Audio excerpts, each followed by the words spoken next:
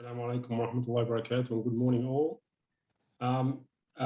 It's a pleasure to be here, and I thank Islamic Practice and Dawah Circle, and I thank especially my dear brother, Dr. Rafiqul Islam, and also, of course, brother Muhammad Munir Zuman. I'd like to start by acknowledging the traditional custodians of this land and pay my respects to their elders past, present, and emerging.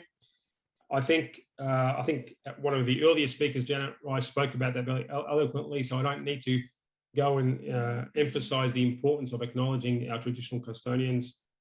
But I will say that the work that we, the ICV and other community groups are doing, working with the First Nations people, is very important, and it's the work of generations and will continue, inshallah ta'ala. I'd like to acknowledge the very special guests that we have, and in particular, my very dear and respected Mufti of Australia, Dr. Ibrahim Muhammad, a very dear friend of ours. And I miss you, Dr. Ibrahim. I look forward to seeing you in person, inshallah, at the earliest opportunity. And all of the community leaders as well. And also acknowledge all of the political representatives here today. And also the very impressive participant lists that we have here today. I mean, the numbers are very large and very diverse from across Australia. And that's testament to the work that the Islamic Practice and Dawah Circle do across the nation. And that's very impressive. And mashallah, may Allah give you the strength to continue your great work. The work of IPDC is much needed and makes a long-term and sustainable change in the hearts and minds of Muslims and non-Muslims alike. Your educational programs, your Dawah programs, and really importantly, your encouragement and facilitation of young Muslims to be involved in civil society, to encourage young Muslims to take a position in civic society. And your guidance to them is incredibly important, because that ultimately is a mark and a measure of the maturity and the evolution of the Muslim community here in Australia. Earlier this year, I had the honour and the privilege of attending Golden Wattle Mosque in March, actually this year, as part of the ICV's annual Mosque Open Day. And I had the opportunity to speak at that event, and it was a very special event, and I really enjoyed doing so. And I look forward to, hopefully, inshallah, COVID permitting, us being able to successfully undertake Mosque Open Day into 2022. The ICV partners with many of its member societies on various initiatives, and very importantly, the work that we're doing to advocate for Muslims and to educate the broader society about the dangers and the impacts of Islamophobia. I think that's been spoken already before. I won't go over that in any extensive detail, but the ICV has a very extensive Islamophobia support service, which hopefully most of you are aware of.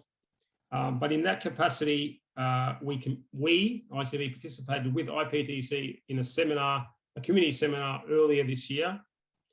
And that's because we need to work with our community partners across Victoria to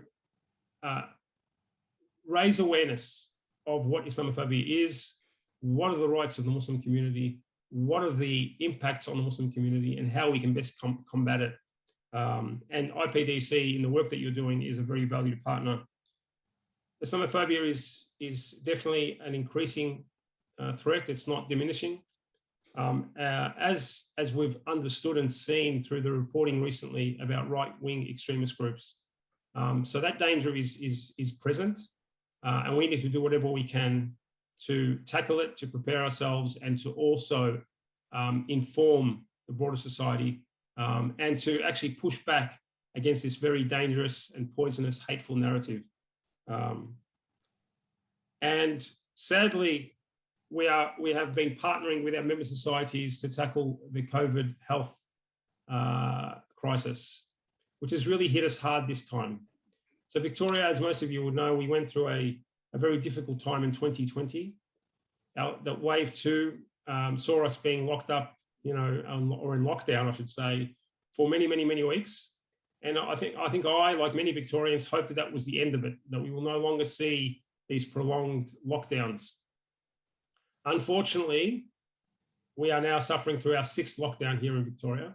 Now, I understand that obviously the lockdown varies between metropolitan Melbourne and regional Victoria, but certainly metropolitan Melbourne, we have been in lockdown now for many, many weeks. And we will be in lockdown for a number of weeks to come. But more importantly is the health impact on our Muslim community.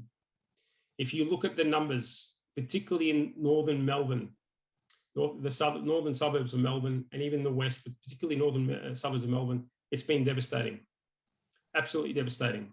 COVID has really impacted Muslims and Muslim communities from different backgrounds far more than in 2020. And the community that is most impacted are the Muslims, again, various backgrounds here in the north and other locations. So this is the ICV's #1 priority, and we'll continue to work with all of our member societies to educate our Muslim communities about the importance of being safe, but also the importance of being vaccinated, because ultimately that will protect them and protect others. This work will continue, but I want to end on a positive note, and that is the great work that IPDC is doing. I'm very honoured to be here today, and I congratulate you on the work that you're doing and on this wonderful AGM. And I look forward to future AGMs and future collaboration, inshallah, on different initiatives. Jazakumullah khair. Assalamu alaikum.